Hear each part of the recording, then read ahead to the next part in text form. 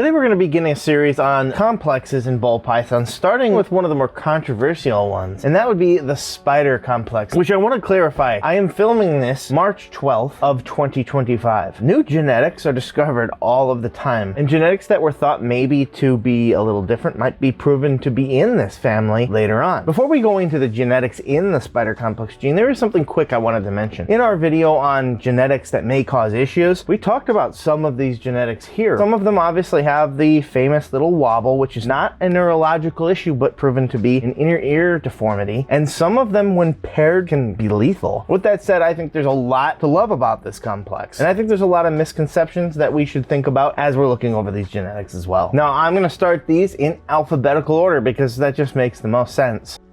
Starting off with the Blackhead gene. The Blackhead is a very, very popular genetic, and I think a lot of people seem surprised when I tell them that this is actually a member of this family of genes. But Blackhead is an incomplete dominant, meaning that it has a superform. It creates a very dark snake, but Blackhead is awesome in that it works so incredibly well with many other genetics, including lighter snakes. I think that some of the brightest, most vibrant animals I've ever seen are with influence from the Blackhead genetic. But clearly, as you can see here, the Blackhead is a darker snake, obviously named for its deep black color. What other interesting fact about this is that we're starting off with a genetic in the spider complex that is kind of the anti-spider. When Blackhead is put to the actual genetic spider, you get something that kind of looks like a normal. It's amazing that this allelic combo is this different because spider is very visually obvious. Blackhead is very visually obvious. So you'd think you'd have some sort of amalgamation, but you get this, and that wobble that sometimes those spiders can get from that inner ear issue, it's gone. It essentially cures it. But let's take a look at some combinations to see how it works with other genetics. Starting with something simple like this GHI Blackhead. I wanted to show you the ability to create something incredibly dark. And this animal is very, very dark, but yet still has enough contrast to show you its pattern. But next I want to show you something completely different. And that would be this Hydra Blackhead Yellow Belly Mojave. And Hydra is a newer genetic. It kind of changes up the pattern quite a bit. In fact, you can tell that here. Mojave also brings in some keyholes, but nothing like this. So these two genetics have a clear play on that, but what really brings in a lot of the shading and coloring and beauty is what Blackhead is doing to mix and match with a whole heck of a lot of genetics that are all over the color palette. Yellow Belly and Mojave are thought to kind of more frost things up or lighten it up. Yellow Belly maybe only a little bit, but in combos it can really make things pop. While the Hydra is amazing to look at, it is what it does to the coloring here and working with these genetics that really has my attention. You start off with something that is lighter and starts to look like a setting sun, and sets off into a more dark dorsal, and then immediately shoots right back to a highlighter yellow, and it is shaded on both sides by a very dark shadowy black. It keeps that contrast within the pattern too, or what little it has kind of done at this point with these awesome little dots going throughout it. Each one of them has a awesome amount of cool coloring. It's very bright yellowish or orangish, but again it's highlighted by like kind of a sharpie black around each one. Moving into the Black Matter, which is a combination of a whole heck of a lot of genes, ironically, including some that we're going to talk about in a bit. But this is probably the blackest, sheenest snake I've ever seen. I believe it's becoming narrowed down at this point to what it is, and it is the Blackhead, Champagne, Cinnamon, and the Barnhart Black Pastel. Those genetics combine to create this awesomeness, which is pitch black and iridescent, mind you, as well. But the contrast here in terms of its belly, bringing up ever so slight whites, just trying to creep in there, just threatening to pop up and disrupt everything. But look near its face. It's like a white-lipped python. So yes, you can still play around with Blackhead and with these darker genes and create something that's black as night. But then let's flip that on its head and show you this Leopard Enchi Blackhead Dreamsicle. What you end up getting is this nice pinkish type color when you get the Blackhead in there with the lavenders. Blackhead and Lavender Albino are perfect. It ends up creating these nice, awesome, vibrant animals that get this pinkish color that kind of comes in and dominates and creates something incredibly bright. What it does is makes the oranges more vibrant, and it accentuates itself perfectly in this combination where you have so much contrast with the pinks, the oranges, some yellows peeking through, and then the whites from the pied. Blackhead is one of my favorite genetics, and it probably is my favorite genetic in the spider complex.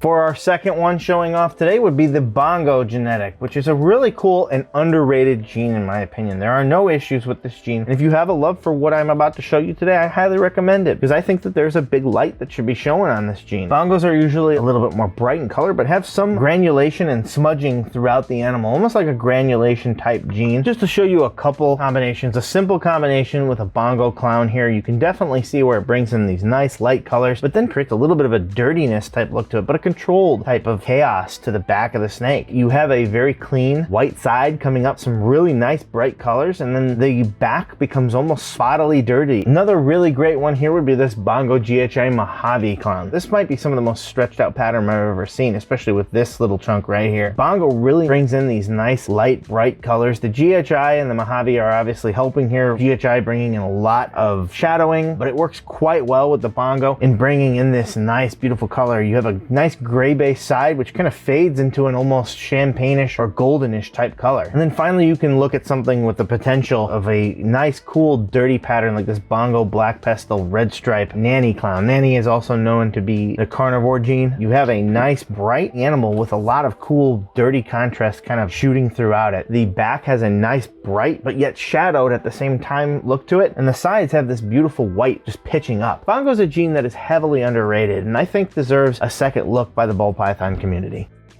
Next up might be arguably the most powerful genetic on this list, and that would be the Champagne morph. I've never worked it myself, but it is very powerful. And in my opinion, most of the time it is too powerful. It is very difficult to work in many different combos, but the combos that it does work out can be absolutely outstanding. Champagne is named for its kind of sheeny type color. It has a very golden type look to it, and its coloring is very, very beautiful, but sometimes it can be a little dirty in certain areas, and it can be a little chaotic, quite frankly. It doesn't seem to always work the same. Now, this is the first morph where it can have some issues. The Champagne itself is thought to have a wobble sometimes. I've never seen significant wobble in just a single genetic of it, but there are combinations clearly in here that can be troublesome. Champagne hidden gene Woma can sometimes have a severe wobble. Same thing with Champagne Spotnose. And combinations of the Champagne and the Sable are known to be very difficult to hatch and, again, display sometimes a severe wobble.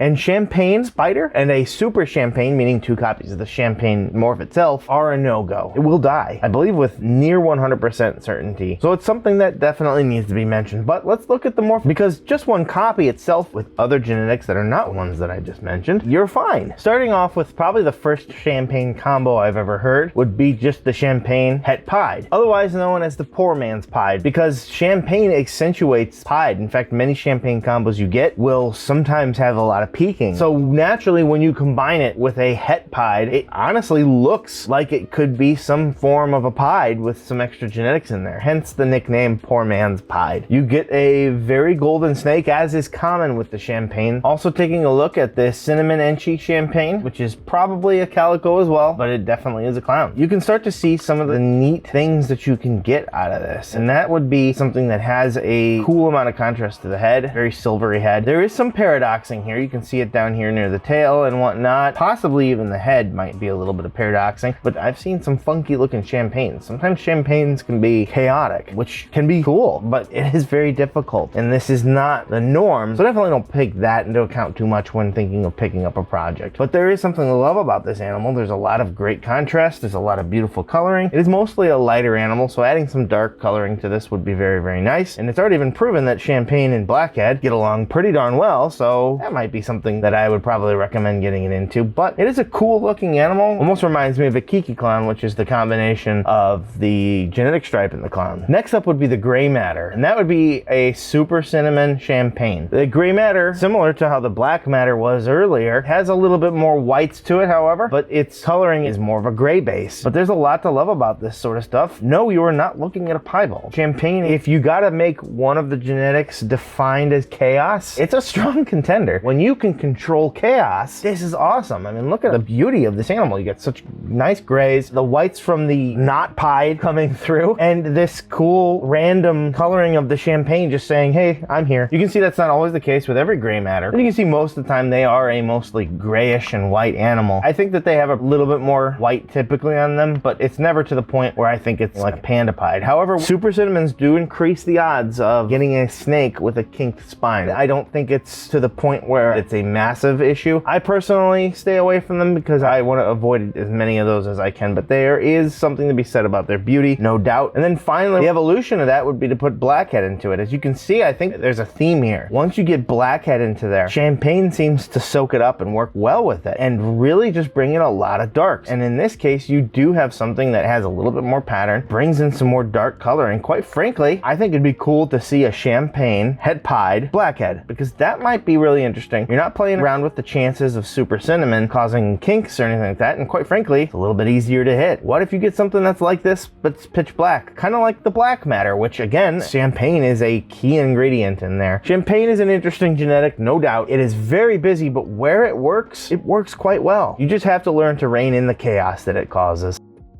Next in the spider complex would be the chocolate morph. Another one that sometimes I see people are surprised that it is in there. But it is, and good to know that it has no issues at all. Chocolate is a little bit more of a darker morph that brings in some, surprise, surprise, chocolatey type colors to it. I noticed that it actually dirties up the animal in a granulation type way. This actually surprised me when I first learned it, but it's very welcome. I love that sort of stuff in granulation and how it can dirty things up and affect the pattern. But let's take a look at it in some combinations here, like this black pastel chocolate hurricane clown. You can definitely see where it's starting to get its name. It's working very well with black pastel to bring in some nice shadings, but then the hurricane kind of reins it all back in and brings in some contrast, this light type feel to this otherwise very dark snake. It definitely meets the idea of melting chocolate going down the animal, but yet it has these great white peaks shooting up through it. It's a very cool animal with a lot of nice contrast to it. Next up would be something like this black pastel chocolate clown. Two combinations here, but look at the contrast here. You have black pastel and chocolate, but it has a very nice bright look to it. Yeah, the back is pretty dark. It looks like melting chocolate, like many of the other combinations that give it its iconic name, but the sides are very bright, and there's an undertone of this almost rustish type of look going through it that really gives it a little bit more of a pop. And again, look at its head, a very iconic head. Very, very beautiful animal. Kind of swing it in another direction. You notice that black pastel and chocolate get mixed together quite a bit at this point, I'm sure, but that's because their combination is great, and that doesn't change any at all when we look at this black pastel chocolate coral glow, possible yellow belly clown. Now, coral glow, if you don't know, it's the same as banana, so they do essentially the same thing, and this animal has so much awesome contrast, and it seems to have a bit of a glowing like darkness underneath of it, but it is very bright for the most part. It has very nice orange sides and a type of purplish glow, almost ghostly in many different ways. It's absolutely incredible, and the contrast here is insanely out of this world. And then finally, super chocolate clown. That is incredible. It takes everything about what I said about the black pastel chocolate clown and dials it up to 10. The dorsal has now been stretched out over the whole animal and seems to encompass it all the way down to its belly. You have shots of pattern coming up from the side that look like remnants of Stonehenge in a way, and just these little peakings of color. But yet, even though it is supposed to be a somewhat more dark morph, it is reining it in and brings in this nice, cool, rusting, orangish type color. It's very potent and very, very beautiful. It's no surprise that the chocolate gene is so well loved and so well worked, and there's still a lot that can be done with this spider complex gene.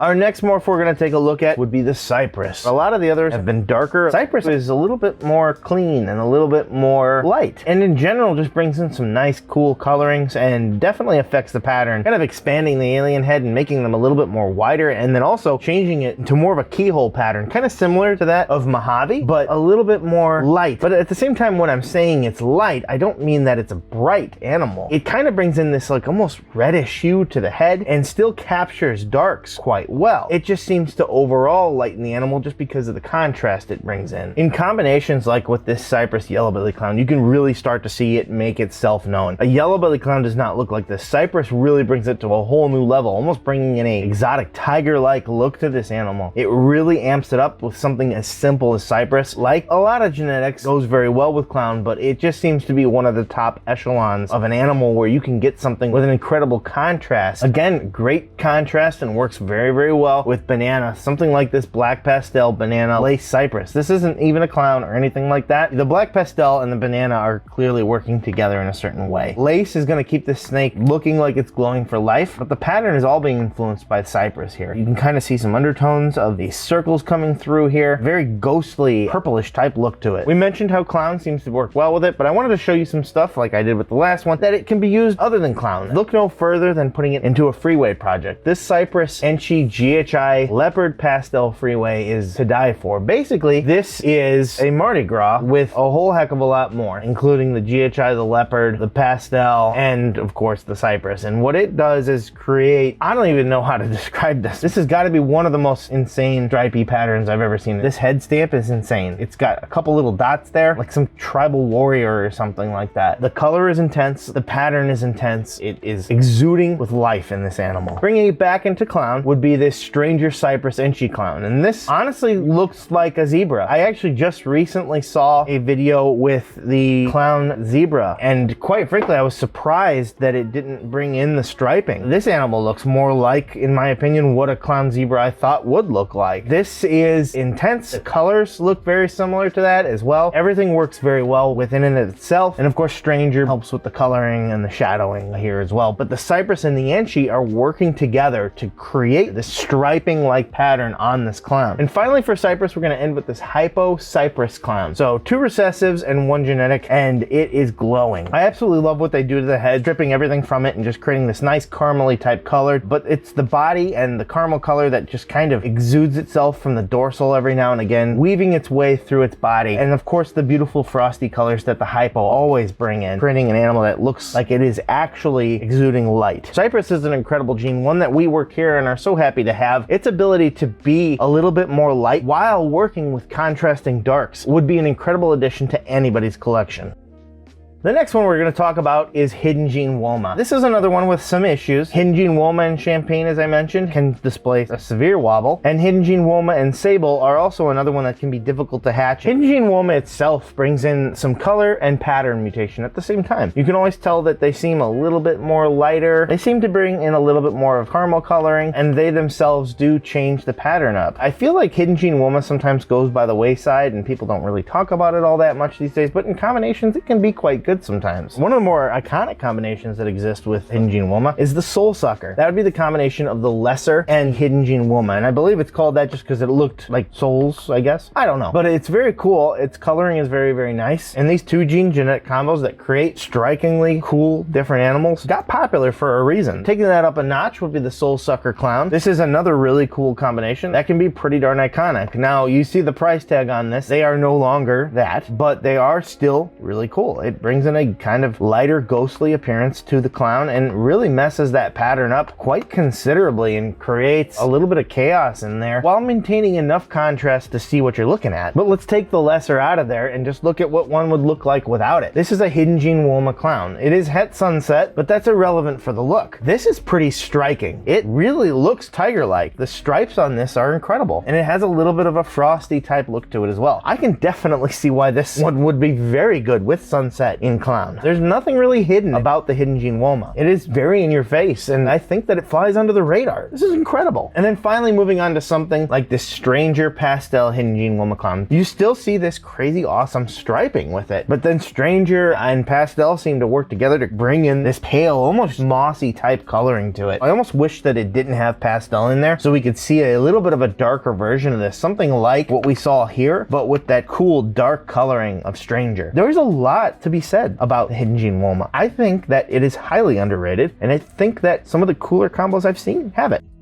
Next up would be the Saar. I do not know much about this one. It has a lower availability, that's for sure. It is a little bit of a darker animal, bringing in some dark browns and blacks, and it has a little bit more of a granite type look to it, and definitely changes up that pattern. But let's go ahead and take a look at this Enchi Lesser Saar. This looks more like a Super Enchi in my opinion. They both seem to work together to influence that pattern, but the pattern at least looks like a Super Enchi. The head does not, but the pattern is pretty extreme. And you can definitely see where in certain combinations, this would go places. Another simple combination here would be this cinnamon Saar. And this one looks pretty interesting to me. It almost looks a little ghostly near the bottom. Very nice dark colors near the top, but then this almost ghostly type look to it, just kind of peeking up from the bottom, like light kind of shining in the middle of the night from a city. Very, very interesting, and maybe what you could do with this morph. And then finally, something that looked a little bit more extreme would be this Saar leopard, lesser yellow belly. And yes, leopard is a very intense morph in terms of what it can do to the pattern, but it doesn't do this. Saar seems to really affect it in a certain way. If this is the sort of things that it's able to do with something as simple as leopard, that's incredible. Lesser and yellow belly obviously have a very big effect in terms of what they do in combinations, and certainly lesser is very potent here, but they don't really affect the pattern as much. That's mostly coming from the leopard and the Saar gene, and leopard seems to work well with other genetics that also do that, like confusion, and in this case Saar. It really just creates this wavy type look all over it, these little webs, and I can see why they're going the clown route with this. Saar, I think, has a very good future, even though there's not much I could find right now. Moving into another one that doesn't have a whole heck of a lot of work into it just yet. Sable is another one that has a almost chocolatey type color to it. It has a lot of grainy, different looking alien heads with a lot of dotting and spotting throughout it, which is something that's usually right up my alley. And you can definitely tell in this combo just by itself that there's something going on. As I said, there's not a whole heck of a lot, but I wanted to show off this clown pastel Sable. It really expands the dorsal quite a bit, similar to how we were seeing with chocolate, and brings in that kind of similar type look to it. If not for the pastel, I think it would look very, very similar to what we were seeing earlier. Like I said, this back dorsal is very expanded and very thick. But another one just kind of showing by itself so that you can see a little bit of contrast would be this leopard Sable. It is possible het hypo and het clown, but that's irrelevant. What I really wanted to show you here is how deep, dark, and rich this animal is. The pattern has been incredibly altered. Gone are the alien heads. Instead, you have these archways kind of going through, and the background of the snake is very deep and very, very dark. Everything seems to be kind of expanded as well, which really also accentuates these deep dark blacks because it has more room to show you itself. It's not a thin stripe. It's not a highlighter around the pattern. That is just deep and dark and black. As I mentioned, there's not a whole heck of a lot of examples to show you, but there's a lot of similar vibes that it gives me from chocolate, but it just seems to expand on this deep darkness and really just seems to bring in a lot of strong, deep contrasting black colors that still do not overpower the lighter colored parts of the snakes, preserving a very nice contrast.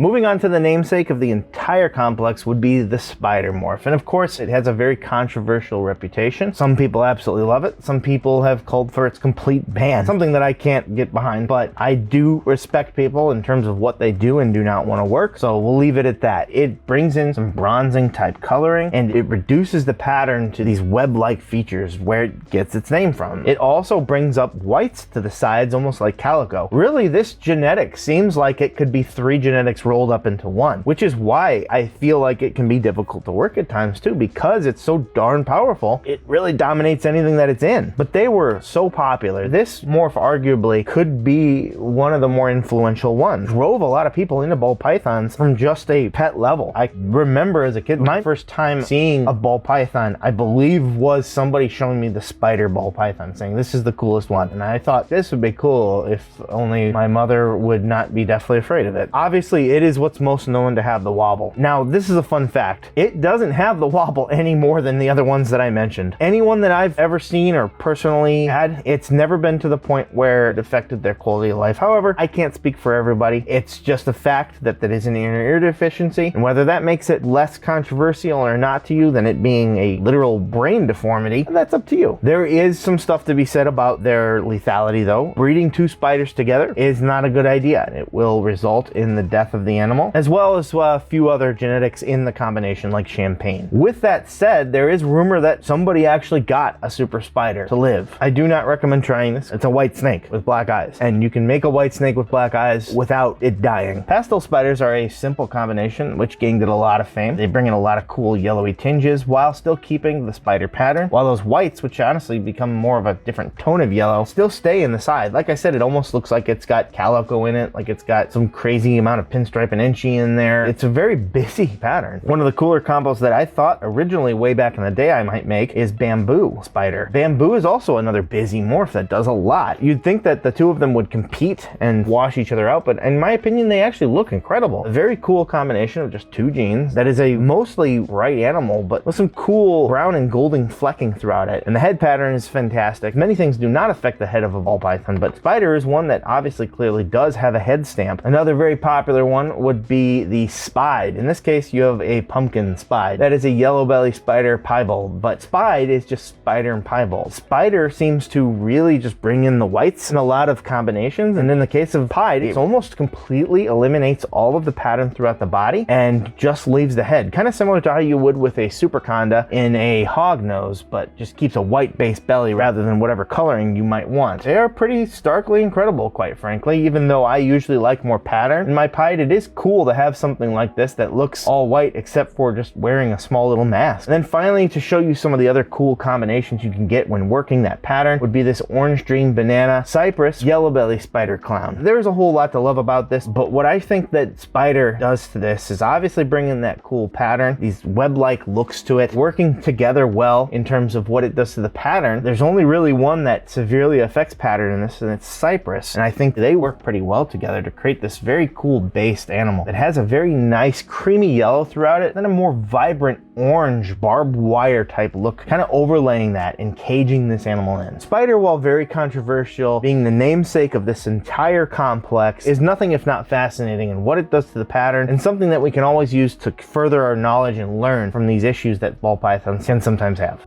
Next up would be the Spotnose gene, which is an incredible genetic which has been used wildly in many different combinations, especially in clown combos like the Batman combo. As I mentioned earlier, there's not very many genetics out there that affect the head of a ball python, but Spotnose is definitely one of them. Spotnose is one that can have a wobble in its combos, but not by itself seemingly. So Super Spotnose, otherwise known as the Powerball, can show a wobble. Something that I've been told is similar in wobble to maybe that of just a regular spider. Spotnose Champagne, however, seem to have a severe wobble, as does the Spotnose Spider. But there is no lethal combinations in this genetic. Spotnose is often known for its sometimes often large head stamp that it can have and spots along the top lip, but quite often they don't really show some of that, especially the spots when you put it into sometimes even simple combinations. The coloring is a little bit more bronzy, and the pattern itself is also affected in that the alien heads often lose their eyes and create these little hearts or just plain blank skulls of an alien head. But it's in combinations where this genetic absolutely shines. I mentioned the iconic Batman earlier. Well, look no further. The Batman gene was one of the first clown combos that blew it home. In fact, quite frankly, Spotnose is pretty heavily tied into clown combinations. Because of what clown already does to the head, it seems to accentuate that and work very well with what it does to the pattern. Batmans obviously have a striking head, and they seem to have these dots along the side that go incredibly well with the pairing of the leopard and the Spotnose genes. In fact, if you don't hit the clown combo, they still look incredibly spotty and dotty all over themselves. Putting it into a combination like Monarch, in fact, you can kind of see how it works with this head stamp it has. It still gives the famous head stamp, which definitely affects a very large area of it and just wildly affects the patterns. This one here being Het Clown is absolutely incredible. In fact, one of the combinations I first saw that made me absolutely love Monarch was a Monarch Spotnose Clown. It really brought in these incredible burgundies and colors. There's a lot to love about it, and it's really what absolutely sealed the deal. Even though I was already pretty much decided, this added another layer of cement into the fact that I needed to work Monarch. And of course, probably the most iconic combination that it's in is the Pompeii. Now, there's a lot of other genetics that do a lot of heavy lifting in this, but each one of them is very key in bringing in its own flavor. But with this, without Spotnose, it's not a Pompeii. It is cool, but it is not a Pompeii. I can guarantee you that, because guess what? I own it, and it's cool as hell, but it is not this. There's a whole lot that you can do with the Spotnose gene, even outside of clown, and what it does to the head is iconic, and it is an absolute mainstay in many ball python combos to this day.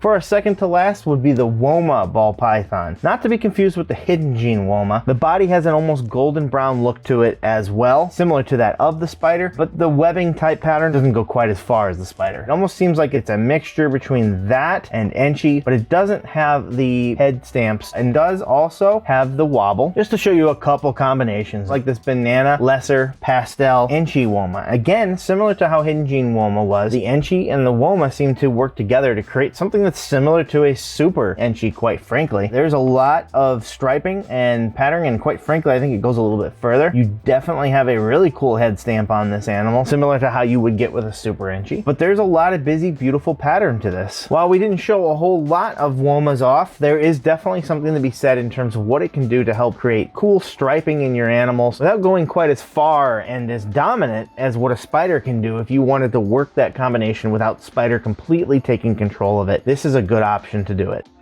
Next up would be the Wookie genetic, which is named for the obviously famous Chewbacca and Star Wars species. Wookie is an incomplete dominant. It has a super form. Wookiees seem to have a golden brown look to them, which is pretty iconic to what they do. Their heads are often extremely dark brown, and sometimes they can have a little bit of a head stamp as well, but not a big one. Wookie works incredibly well with a lot of different combos, including pastel, where it creates this almost mahogany type look, where there's a lot of different hues and shades, like in this Wookie pastel pied. Keep in mind that this is a much larger girl, so they age like this as well and are even more vibrant as babies. But you can kind of see how it works even with the pastel and the pied in here, and bringing in these slightly lighter, more sheen, mahogany type looks to the animal. This Wookie clown here kind of shows you a perfect example of why it's worked so well into it. I love what it does to the head. It just brings in this deep, nice, iconic brown to it, and has this almost stained furniture look throughout the back of it, with this nice shadowing of the black coming off of the pattern. The pattern itself has a golden hue, but still maintains a more iconic ball python pattern, although a little bit thinner in many places. The sides have a nice white blushing that shoots up from it and goes quite high. When looking at this animal, you're very easily tempted to say this is a dark animal, but that's what's so cool about contrast. Sometimes it tricks you. You looking at this animal and you love it, the dark stands out. And why is that? That's because it has a contrasting side that's subtle, that hides itself, but it is deceptively more evident than you might think when you're first looking at this animal. These whites go up almost halfway throughout the animal. It's just that they're blended over by the pattern here. And then of course this deep dark side of these dark browns and this black shadowing that radiates off the pattern and becomes more and more intense as you get down more towards the tail of the snake. And finally, one of the most iconic combos that's ever been created, similar and paralleling to the Pompeii, would be the Kraken. Wookie is a key component to the Kraken and really brings in a lot of the nice, beautiful colors and patterns to this animal. The Kraken is a very white base body, kind of like what you were seeing with the Wookie clown earlier, but this time it has encapsulated quite a bit of the snake, only leaving brief little bits here and there of dark dorsal backing, but it has preserved the pattern and quite frankly refined it into these small sucker-like patterns all throughout it, which is where it gets its name. It looks like the famous Kraken has grabbed the snake and held on for its dear life. And the pattern is very busy and moved up slightly more towards the dorsal of the snake. It almost is the dorsal of the snake, while leaving these nice gray wash type sides of it. The head is a nice, beautiful gray as well. It's an iconic combination, and Wookie plays no small part in helping create this iconic combo. Wookie works well in so many different combinations, and its beautiful brown hue would be a welcome addition to anyone's collection. And those would be all of the morphs that are thought to be in the spider complex as of right now. We are always discovering new and beautiful things. While the namesake of this complex is a little controversial in the spider, there are so many genetics in here that have no controversy whatsoever to them. Blackhead, Cypress, Chocolate, Wookie, I could go on and on about some of the more iconic genetics that absolutely deserve attention and can be worked safely without controversy into your projects. We hope that you enjoyed this video and that it was educational and helpful to you. If you wanted to learn more about some of my favorite genetics, which include the Blackhead, you can actually check that video out right here.